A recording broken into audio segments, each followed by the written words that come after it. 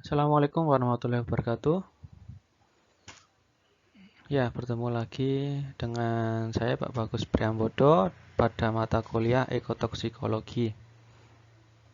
Nah, pada pertemuan video atau pertemuan kali ini kita akan membahas beberapa kelas yang tergolong sebagai kontaminan. Kontaminan ya. Mengapa kita menggunakan istilah kontaminan? Mengapa tidak menggunakan istilah toksikan atau polutan? Nanti akan kita bahas lebih lanjut pada slide berikutnya. Nah, bagi yang ketinggalan videonya nanti bisa mengunjungi di YouTube saya di Bagus Priambodo dan beberapa sosial media yang saya gunakan bisa dilihat di sini. Ya, pembahasan yang saya berikan di PowerPoint ini semua sudah ada di ebook yang sudah kami bagikan ya. Bukunya Newman Fundamentals of Ecotoxicology, silakan dipelajari lebih lanjut di sana. Nah, untuk pendahuluan, untuk introduction, mengapa di sini mereka mengistilahkan sebagai kontaminan, bukan toksikan atau polutan? Karena kontaminan ini adalah substansi yang dirilis oleh karena aktivitas manusia. Nah, jadi tidak begitu penting apakah dia berbahaya atau tidak. Yang penting beberapa sesuatu yang sudah dirilis oleh manusia, kegiatan manusia, itu disebut sebagai kontaminan. Nah, namun jika toksikan, ini ada toksikologis mamalia, mereka mempertimbangkan bahwa toksikan adalah bahan-bahan kimia yang sudah dikeluarkan dari kegiatan manusia, namun mereka tidak secara langsung meracuni individu tersebut, tidak secara langsung berpoison atau ya beracun pada manusia, itu disebut toksikan. Kemudian istilah polutan, ya kalau istilah polutan ini adalah kontaminan yang memberikan efek buruk akut terhadap manusia dan lingkungan atau ekologi. Nah, itu ya. Mohon semua sudah mengetahui apa perbedaannya istilah-istilah antara toksikan, kontaminan, dan polutan. Di dalam buku Fundamentals of Ecotoxicology ini, mereka membagi beberapa kelas dari kontaminan. Yang pertama yaitu inorganic contaminants.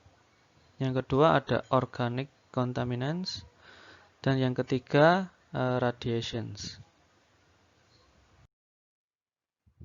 Pada kelas pertama yang tergolong dalam kontaminan ada inorganic contaminants. Ini beberapa kontaminan yang tergolong di dalamnya, yaitu ada metals and metalloid, logam dan metalloid ini semi metal atau ya, semi logam. Yang kedua ada organometallic compounds, senyawa organometalik. Yang ketiga ada inorganic gas. Dan yang keempat ada anionic contaminants, termasuk nutrients yang ada di alam. Baik, pada gambar ini kita bisa melihat ini adalah tabel periodik. Jadi hampir sebagian besar senyawa yang ada di dalam tabel periodik itu dia adalah metal atau logam. Ya. Jadi yang berwarna putih ini dia termasuk dalam logam. Yang berwarna abu-abu ini dia termasuk dalam metalloid, semi metal. Dan yang berwarna biru muda ini adalah bukan logam, non metal. Nah, dari metal itu sendiri dibedakan menjadi beberapa kelas. Ada kelas A, ada kelas B, dan sebagainya. Nanti akan kita bahas lebih lanjut. Mungkin ada beberapa orang yang masih awam dan masih kurang familiar dengan istilah metaloid ya. Metaloid atau juga disebut sebagai semi metal, ini mereka bisa menjadi semikonduktor dengan konduktans elektrik yang bisa meningkatkan konduktivitas elektrik dengan seiring meningkatnya temperatur atau suhu. Ya, mereka bisa berperan sebagai semikonduktor. Selain itu, mereka juga membentuk ikatan kovalen yang kuat dengan beberapa elemen yang lain. Jadi metaloid ini juga seperti perantara gitu ya. Sementara untuk meningkatkan ikatan antara logam dengan senyawa yang lain. Pada tabel 2.1 ini terdapat beberapa logam yang sudah tergolong pada kelas A, kemudian kelas menengah, intermediate, dan kelas B. Ya. Nah, di sini juga ditunjukkan adanya ligan. Ligan ini sebagai apa ya? Sebagai basa yang membantu terjadinya ikatan antara metal ataupun metaloid dengan senyawa yang lain. Nah, pada tabel selanjutnya ini ada beberapa metal logam dengan deskripsi, kemudian dan sumber yang diperoleh dari lingkungan serta mungkin akibat yang dimunculkan karena logam ini. Yang pertama ada aluminium. Nah, aluminium ini juga ada secara alami di alam. Ada secara alami di alam. Kemudian ketika dia meningkatkan konsentrasinya, maka aluminium ini bisa menjadi toksik atau bisa membunuh spesies yang hidup secara akuatik, berbahaya di lingkungan akuatik. Selanjutnya ada logam arsenik. Logam arsenik ini juga kebanyakan biasanya dipakai sebagai pestisida. Ya, pestisida, kemudian preservatif, membantu untuk mengawetkan kayu, wood, kemudian sebagai herbisida dan sebagainya lah. Arsenik ini sangat berbahaya, bersifat toksik dan juga bersifat karsinogenik yang bisa menyebabkan kanker. Logam selanjutnya ada kadmium. Kadmium ini bisa kita lihat di dalam baterai, di dalam plastik, dan produk-produk yang lain. Nah, kadmium ini juga sangat toksik dan bersifat karsinogenik. Selanjutnya ada kromium. Kromium ini banyak digunakan sebagai katalis, kemudian preservatif untuk mengawetkan kayu. Ya, terdapat beberapa macam kromium, kromium 3, 4, dan lain-lain. Ini juga bersifat karsinogenik yang menyebabkan kanker. Logam selanjutnya ada koper, atau kalau pada tabel periodik simbolnya Cu, kuprum ya, atau tembaga. Nah, ini banyak digunakan di dalam elektronik. Ini juga bisa digunakan untuk mengontrol pertumbuhan alga, bakteri, dan fungi yang ada di lingkungan. Nah, namun ketika dia ada di dalam konsentrasi yang sangat tinggi, dia bisa menyebabkan toksik. Selanjutnya ada lead atau kita sebut sebagai timbal. Nah, timbal ini banyak kita temui di dalam bensin, seperti bensin, di baterai, kemudian di pipa, kemudian di cat, keramik, dan sebagainya. Nah, ini juga sangat berbahaya, bisa menyebabkan yang kronis, penyakit kronis. Contoh lain bisa menyebabkan anemia ya, anemia, kemudian disfungsi saraf, kemudian paparan atau pajanan kepada burung ini bisa menyebabkan gangguan gangguan pencernaan. Selanjutnya merkuri. Nah, ini juga berbahaya ini. Kadang ada merkuri yang ada di dalam kosmetik. Nah, ini berbahaya sekali. Kebanyakan digunakan di dalam elektronik, kemudian di pertambangan, kemudian di untuk pengecatan juga, dicat juga ada merkuri biasanya. Nah, merkuri ini juga sangat berbahaya sekali, sangat toksik. Di dalam konsentrasi yang sangat tinggi, dia bisa menyebabkan kematian. Selanjutnya ada nikel. Nah, nikel ini biasanya digunakan sebagai campuran stainless steel ya, untuk plating, membentuk seperti campuran besi ya. Ini juga bisa ditemukan di dalam produksi baterai, di dalam konsentrasi yang tinggi. Nikel bersifat toksik dan karsinogenik. Nah, dan masih banyak logam-logam yang lain, silakan dipelajari. Ini semua sudah ada di ebook yang sudah kami berikan, mohon dipelajari.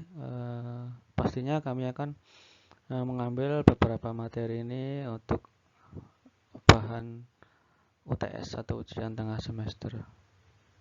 Selanjutnya senyawa organik ya, senyawa organik.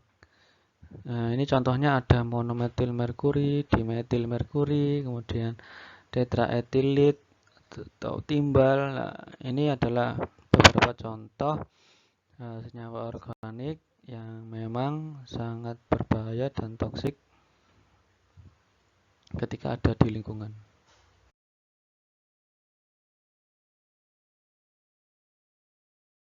Selanjutnya adalah gas inorganik. Nah, ini ada beberapa contoh seperti CO2, NO2, dan SO2 yang dapat bereaksi di dalam atmosfer.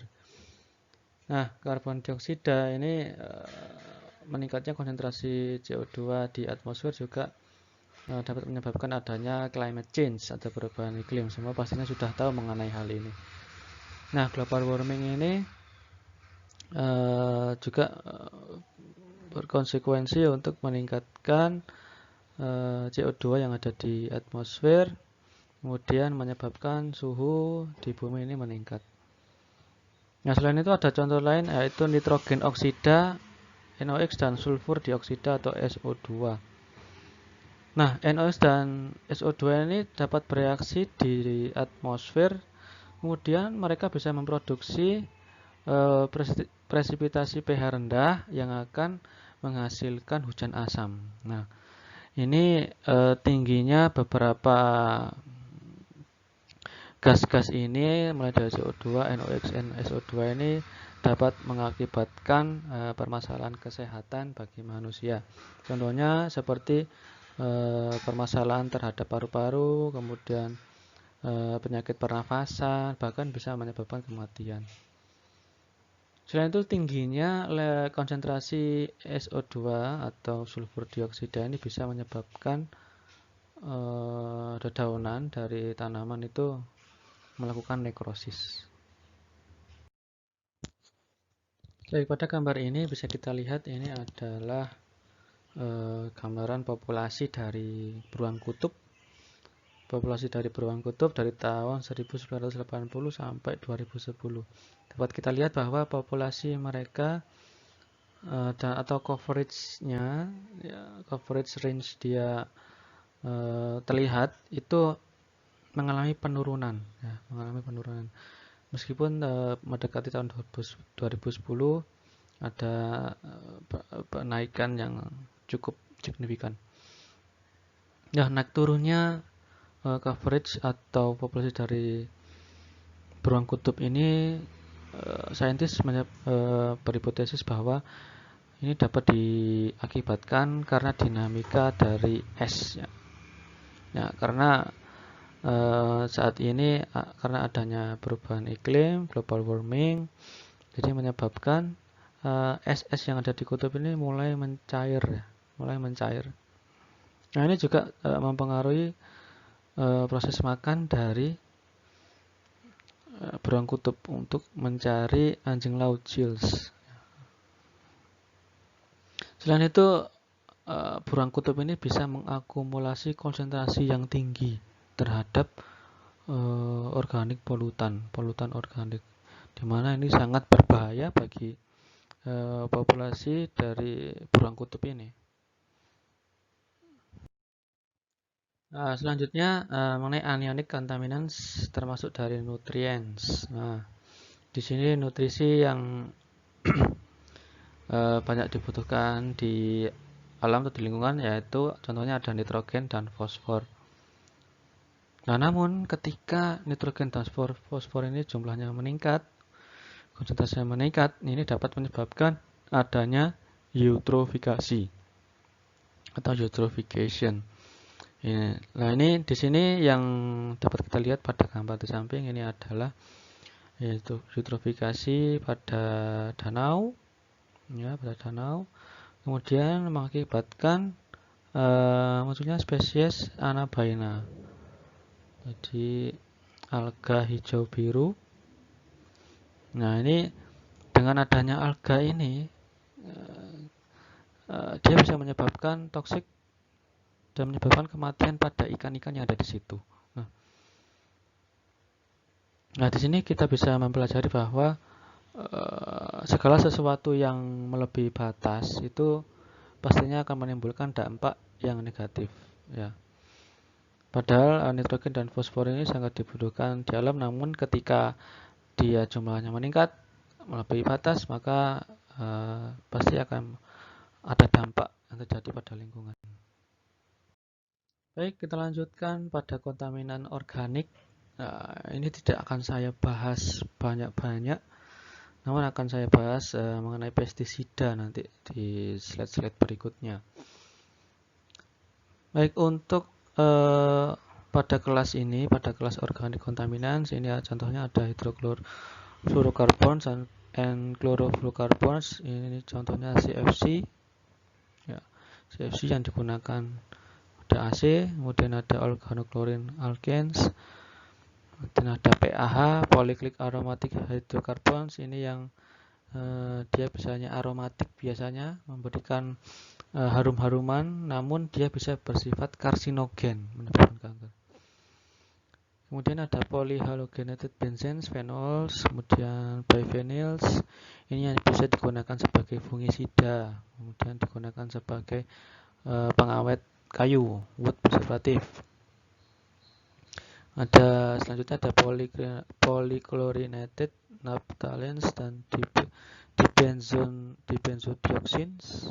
Ini bisa digunakan sebagai preservatif, waterproof, ya, anti air, kemudian untuk membasmi jamur, herbisida dan sebagainya.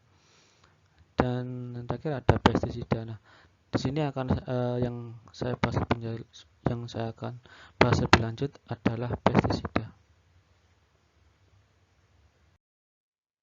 Nah, di dalam kelas organic contaminants ini pastinya banyak senyawa-senyawa organik yang biasa kita temui di alam, ya. Pastinya banyak sekali senyawa organik yang ada di alam dan dapat mempengaruhi sistem biologi yang ada. Nah, beberapa senyawa organik ini mereka memiliki isomer-isomer yang bisa berikatan dengan senyawa-senyawa yang lain. Pada beberapa senyawa organik ini mereka bisa ionizable group, dia kelompok yang bisa berionisasi, kemudian bisa soluble terhadap air, itu yang kita sebut sebagai lipofilik atau hidrofilik, ya. Yang hidrofilik, kemudian yang tidak bisa tembus pada air, ini yang disebut hidrofobik. Nah, proses reaksi mereka ini biasanya ada di level biomolekul. Jadi kita tidak bisa melihat dengan mata, namun sudah terjadi adanya proses baik itu ikatan, baik atau pemecahan, broken down dan sebagainya.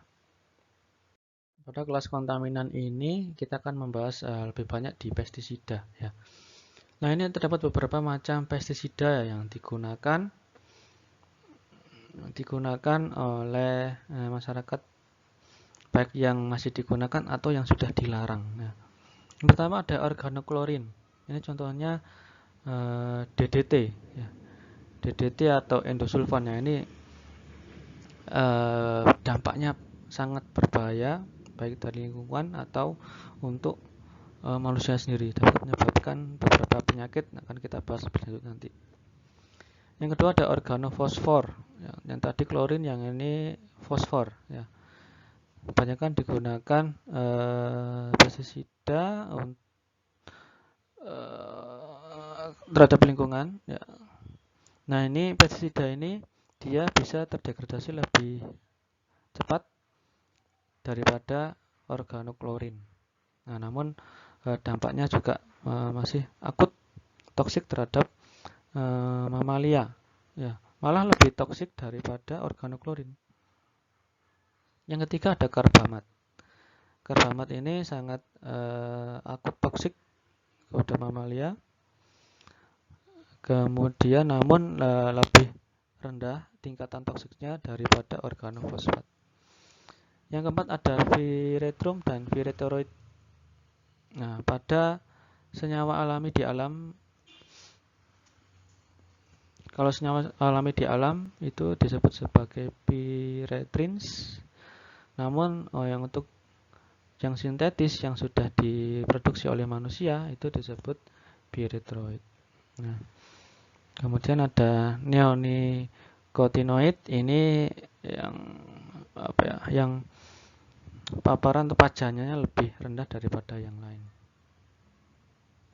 Berikutnya adalah contoh kasus ya, contoh kasus yang ada di India bagian selatan mengenai produksi dari cashew atau jambu mente. Kalau kita kacang mente ya, diambil kacangnya nih, kacang mente. Mereka menggunakan endosulfan. Jadi setiap tahun mereka melakukan 2-3 kali pesemprotan endosulfan di ladang jambu mente ini. Nah, ini dia bisa menyebabkan bahkan kematian ya, kematian pada ternak seperti sapi, kemudian kematian massal pada burung, ikan, dan lebah. Nah, di bagian itu yang disebutkan di dalam peta adalah distrik Kasargod yang ada di India. Nah, di situ dilaporkan bahwa masyarakat mengalami kesulitan untuk bernafas, kemudian iritasi mata, pusing kepala, kemudian gatal-gatal, dan juga sampai bisa swelling itu membengkak, tangan-tangannya sampai membengkak. Kemudian beberapa hewan itu dilaporkan mengalami kematian. Kemudian pada